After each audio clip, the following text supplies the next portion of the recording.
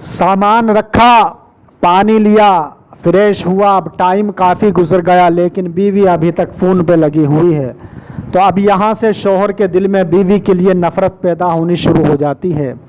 इसलिए माहिर नफ्सियात ये कहते हैं कि अगर खुशगवार अज़दवाजी ज़िंदगी गुजारनी है, अगर मियाँ बीवी को अच्छी ज़िंदगी गुजारनी है तो बीवी को चाहिए कि शौहर के आने से पहले पहले ही बात कर ले, जिससे फ़ोन पे बात करनी है अपने घर वालों से, और शौहर के आने के बाद अपने मोबाइल को बंद करके रख दे और अपना टाइम अपने शौहर के साथ बिताए। और अगर किसी से कोई ज़रूरी बात करनी भी हो तो शौहर से इजाज़त लेकर थोड़ी बात करे, ज़्यादा लंबी बात ना करे, ताकि शौहर ये ना सोचे कि मेरी बीवी को तो मेरी फ़िक्र है ही नहीं। इस चीज़ का हमारी बहनें ख़ास तौर पर ख़याल रखें। एक और चीज़, शौहर अगर किसी काम के लिए कहकर गया है तो उस काम को पूरा करें। ये नहीं कि वो कहकर चला गया और उसकी बात को आपने नज़रअंदाज कर दिया। उसने कहा कि कोई आए तो उसको इतने पैसे दे देना, या मेरे भाई आए तो ये काम है ज़रा निपटा देना, या मेरी अम्मी को ये दे देना।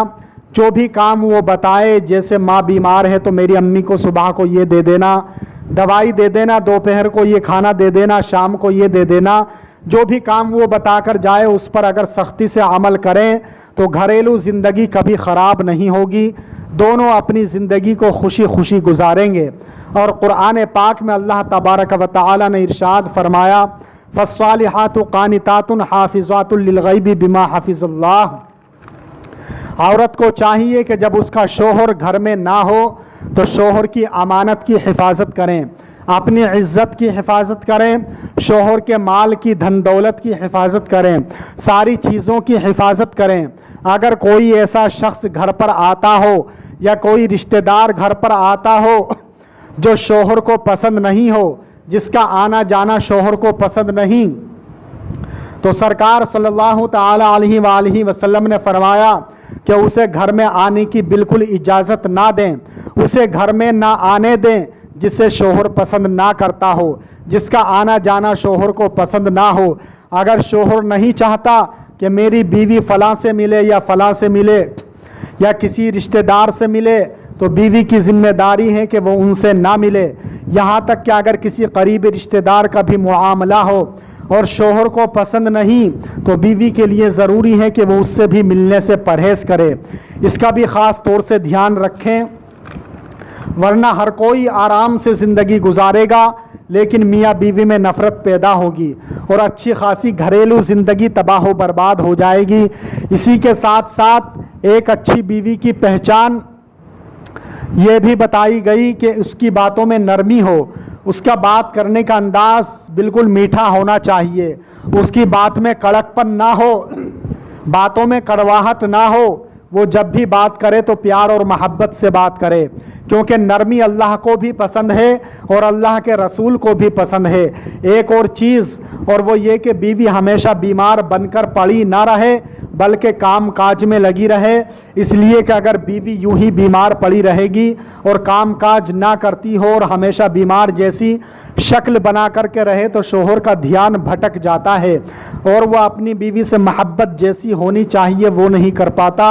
हाँ, अगर अल्लाह ना करे कोई ऐसी बीमारी हो चुकी है जिसकी वजह से उसे पड़ा रहना पड़ता है तो फिर अलग बात है। शौहर को चाहिए कि ऐसी हालत में उसका ख़ास तौर से ख्याल रखें और बेहतर से बेहतर तरीके से अपनी बीवी का इलाज करवाए। इसके अलावा खाना बनाना है तो मैं एक गुजारिश करूँगा कि वज़ू के साथ खाना बनाएं, वज़ू करके खाना बनाएं और खाना बनाते वक्त दुरूद शरीफ भी पढ़ती रहें। इंशाअल्लाह इसकी बरकतें उस खाने के अंदर एक एक ज़र्रे में आएंगी और उसके बाद अल्लाह ताला दोनों के अंदर महब्बत पैदा फरमा देगा। और एक आखिरी बात मैं अपनी बहनों से अर्ज़ करूँगा कि अपने शौहर के माल को फालतू खर्चे के अंदर ना लुटाएं, फालतू खर्चा ना करें बल्कि शौहर के माल की हिफाजत करें। सहेली ने कहा कि ये दिला दो, शौहर का माल है उठा के दिला दिया, नहीं, उसकी मेहनत की कमाई का ख्याल करें आप।